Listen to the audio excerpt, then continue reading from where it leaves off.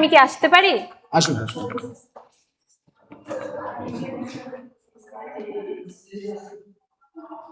Good morning ma'am.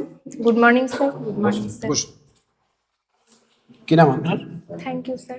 Sreelekha Das. আপনার সম্বন্ধে কিছু বলুন তো। আমি শ্রীলেখা দাস, পিতা শ্রী সুকুমার দাস, মাতা শ্রীমতী গঙ্গা দাস।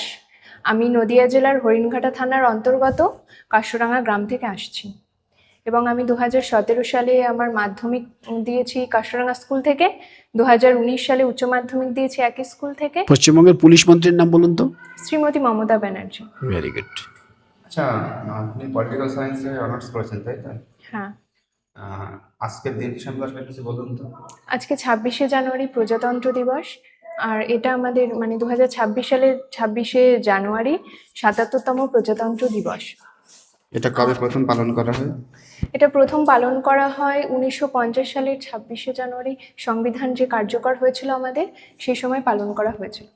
আচ্ছা, সংবিধান কার্যকরের পরিপ্রেক্ষিতে এটা এই ডেটটা চালু হয়েছে তাই তো? তো আমরা এটাকে সেলিব্রেট করব কেন? প্রত্যেক বছর কেন আমরা সেলিব্রেট করব?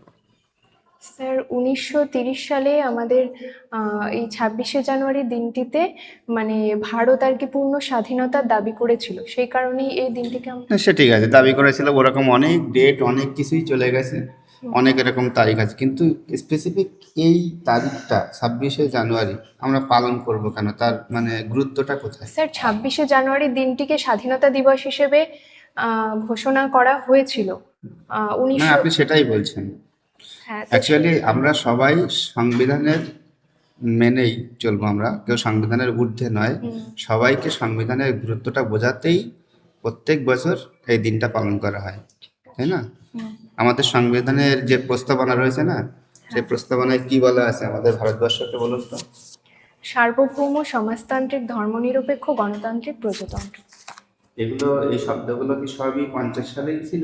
না, আমাদের 1946 সালের 42তম সংবিধান সংশোধনীতে, 76 সালে।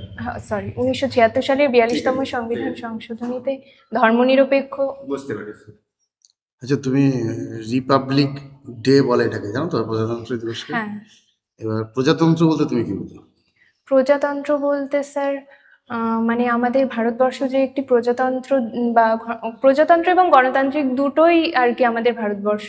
মানে প্রজাতন্ত্র বা গণতন্ত্র একই তো কথা, মানে না, একই কথা নয়, দুটোর মধ্যে কিছু পার্থক্য আছে। কিরকম? যেমন গণতন্ত্র বলতে যেখানে আমাদের সরকারকে জনগণের প্রত্যক্ষ ভোটের মাধ্যমে নির্বাচিত করা হয়, যেমন আমাদের প্রধানমন্ত্রীকে আমরা করে থাকি।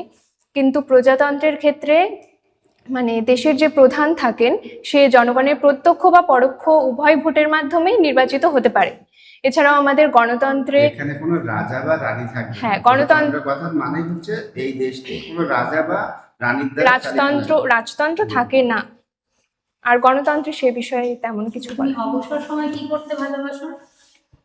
ম্যাম, আমি যেহেতু কম্পিটিটিভ লাইনে আছি, তেমন ভাবে তো অবসর সময় পাই না। সব সময় কিছু না কিছু অ্যাক্টিভিটি বা পড়াশোনার সঙ্গে যুক্ত থাকি।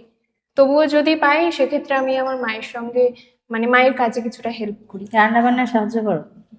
হ্যাঁ, কিছু কিছু ক্ষেত্রে করে থাকি। আচ্ছা বলো তো, 5 ফোড়নের মধ্যে কি কি মশলা থাকে? মেথি থাকে, মৌরি থাকে, জিরে থাকে, কালো জিরে থাকে, আর একটা আমার জানা। রাঁধুনি থাকে। ঠিক হ্যাঁ, আছে। ঠিক আছে, আসুন। Thank you ma'am, thank you.